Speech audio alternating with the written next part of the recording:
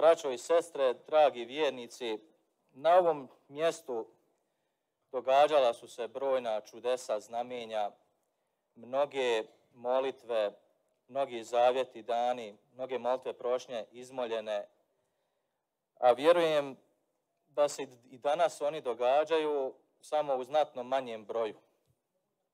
Je li to možda što smo izgubili vjeru? Koliko god se trudili ovaj svijet i gledati kroz neku prizmu napretka, ljepote, dobra i koliko god tražili neko dobro u njemu, svakodnevnica nas nekako neprestano u tome opovrgava. Toliko zavisti, iskorištavanja, podmetanja, toliko nerazumijevanja. Nema osobe koja nije dotaknuta nekom vrstom duhovnog nasilja. Sve je podvrgnuto površnim procjenama. Sve se obavlja nekako robotski. Koliko u svemu napredujemo na planu tehnologije, tako smo ostali samo prazne ljušture koje besciljno hodaju bez vlastitoga ja i bez vlastitoga identiteta i smisla.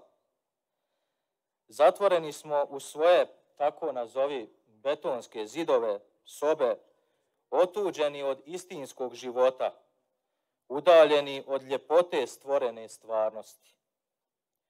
U ime naše, kako kažemo, napretka, sve smo uništili. Sve što je dobro obezvrijedili, sve što je vrijedno popljuvali. Iz takvog zabetoniranog okoliša izašlo je i betonirano srce. Time se jednostavno pokazuje krik našeg unutarnjeg duševnog stanja u kojem vlada opće nezadovoljstvo sa svime. Samo promjenom života nastaće nova nada, koja će doista i donijeti novi smisao, a prekidom sa svim uvjetovanim načinima ponašanja može se dogoditi ta promjena.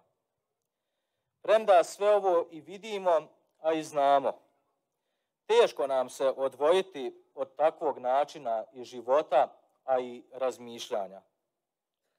Teško je i htjeti i biti drugačiji, jer to odmah za sobom povlači posljedice ovoga svijeta. Napuštenost, osamu, osudu, ogovaranje. To što će nas neki zbog toga marginalizirati nije važno.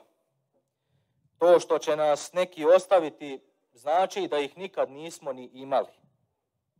To što će nas neki osuditi, oni su to već davno i učinili.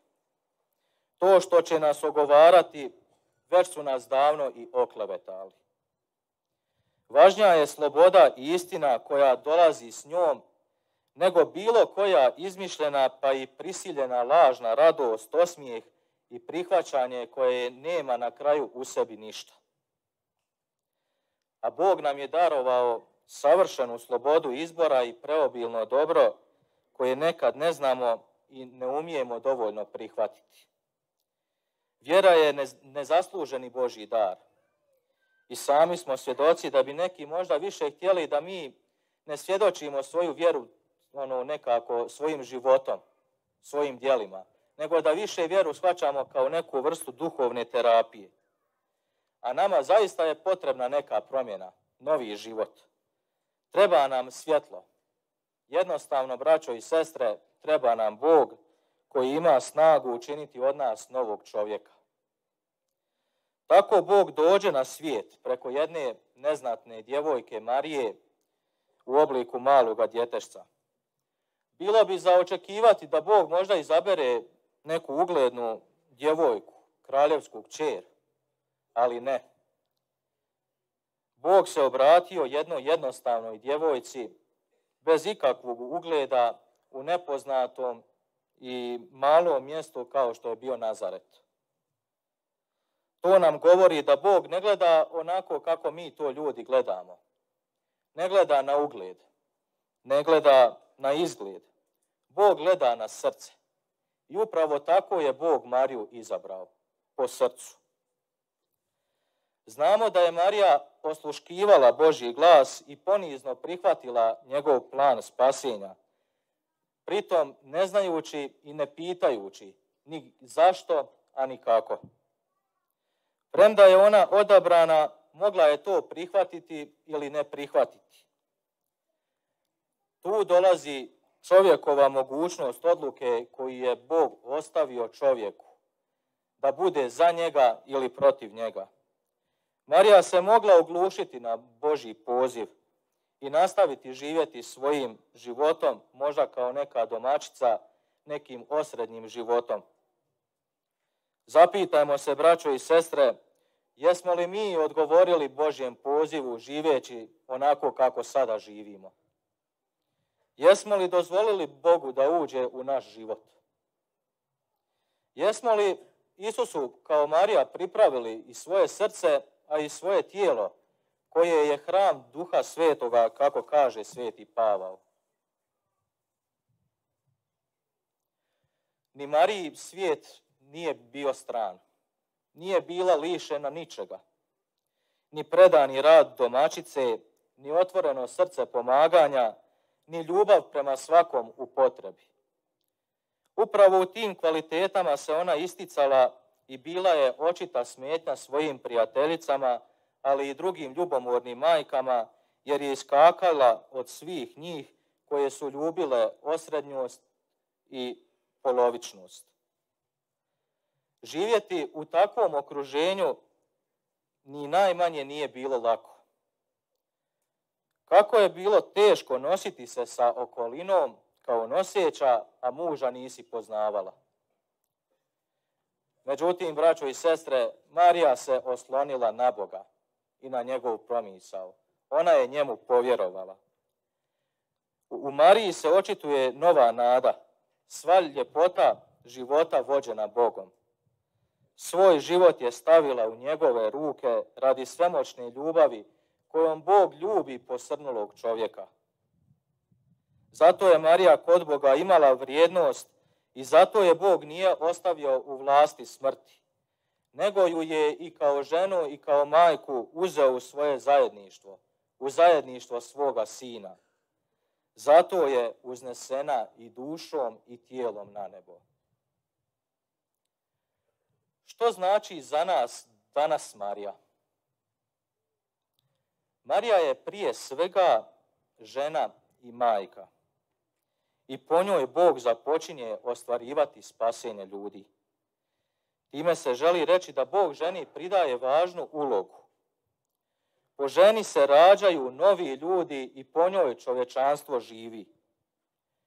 Upravo u ovom vremenu majka postaje sve manje cijenjena, a i sve manje djevojaka želi biti majkama. Kroz stoljeća se žena shvaćala kao majka i uvijek je tu bila za svoju djecu. Danas te vrijednosti žene kao majke nestaje. Nestaje majki, ali braćo i sestre nestaje i djeci. Svijet je sve osamljeniji, stariji, sebičniji, okrutniji. Nestalo je onih naših starih požrtvovanih majki koje su bile spremne sve žrtvovati za svoju djecu. Ali je i s druge strane nestalo i onog dječjeg osjećaja prema vlastitoj majci. Kako polako nestaje taj osjećaj prema zemaljskoj majci, tako je i nestao osjećaj i molitva prema našoj nebeskoj majci. Svijet bez majke postaje i bez duše i bez osjećaja. A možda u tom leži i naš problem kao nas pojedinaca i kao naroda. Nismo li i mi kao pojedinci i kao narod izgubili tu dušu i tako možda izgubili put u budućnosti? Dok gledamo našu majku Mariju na nebu uzvišenu i okrunjenu, zvijezdama okrunjenu suncem obasjanu, te veću od svih anđela i svetih, nameće nam se pitanje: hoćemo li mi doći u slavu nebesku, tamo gdje je naša nebeska majka, živeći trenutnim životom i djelujući trenutnim postupcima? Braćo i sestre, nismo stvoreni za zemlju, nego za nebo, za vječnost. No od nas ovisi gdje ćemo tu vječnost živjeti. Amen.